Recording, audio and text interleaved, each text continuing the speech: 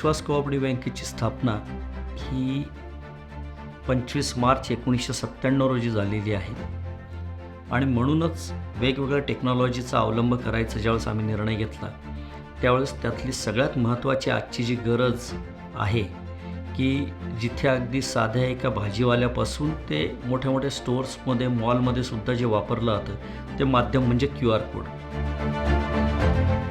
So मला असं वाटतंय की आम्ही जे टार्गेट ठेवलेलं आहे 31 मार्च 2024चं हे टार्गेट QR कोडच्या माध्यमातून साध्य करायला आम्हाला खूप मोठ्या प्रमाणावर हेल्प होणार आहे.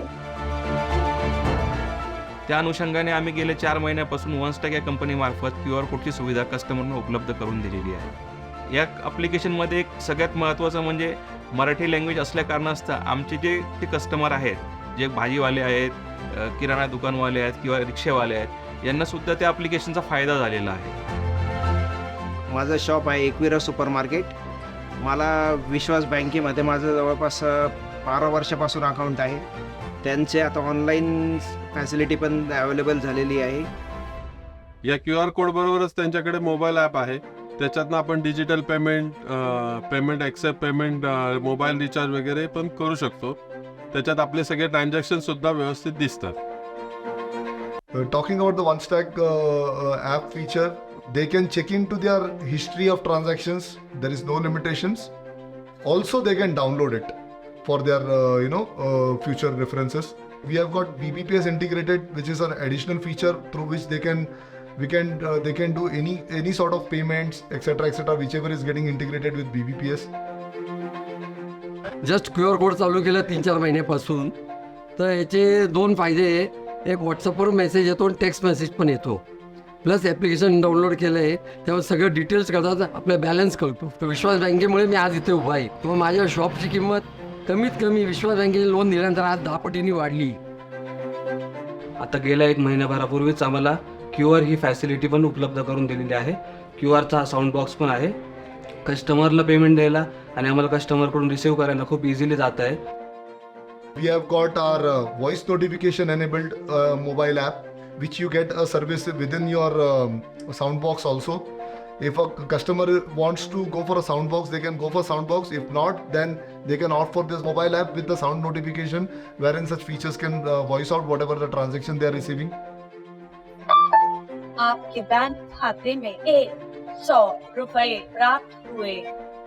विश्वास बँकेने गेले 15 वर्षापासून आम्हाला अतिशय चांगली सर्व्हिस दिलेली आहे.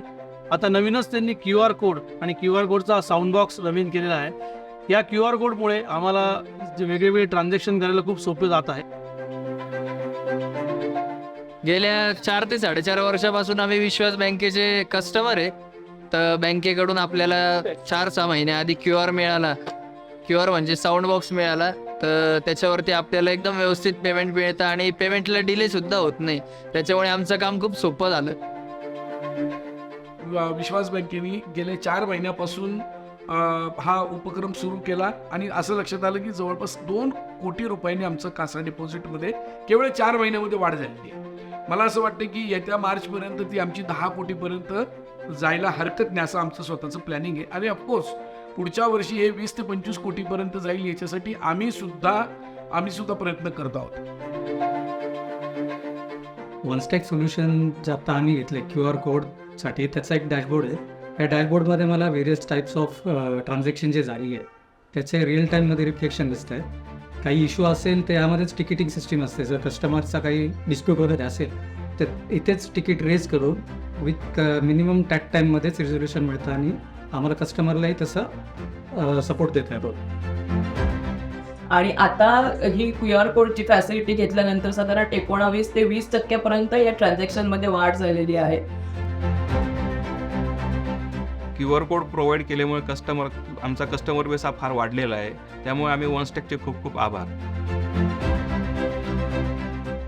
गोईंग अहेड फ्युचर बँकिंग ज्यावेळेस आपण विचार करतो त्यावेळेस टेक्नॉलॉजी हा त्याचा इंटिग्रल पार्ट आहे आणि प्रत्येकाने या टेक्नॉलॉजीचा वापर करण्यासंदर्भात जे काही वेगवेगळे ॲव्हेन्यूज मार्केटमध्ये आज अवेलेबल आहेत त्याच्याबद्दल निश्चितपणे विचार करणं हे आवश्यक आहे.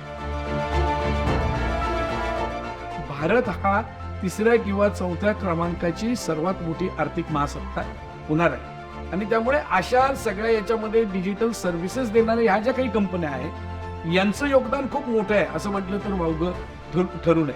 आणि म्हणून आपण सुद्धा सगळ्यांनी जास्तीत जास्त या सर्व्हिसेसचा आपण फायदा जर घेतला तर मला खात्री आहे की निश्चितच आपण केवळ आपल्या सोयीसाठी नाही तर आपण देशाच्या सुद्धा प्रगतीला मोठ्या प्रमाणावर हातभार लावणार आहेत असं मला वाटतं. जय हिंद, जय महाराष्ट्र, जय सहकार.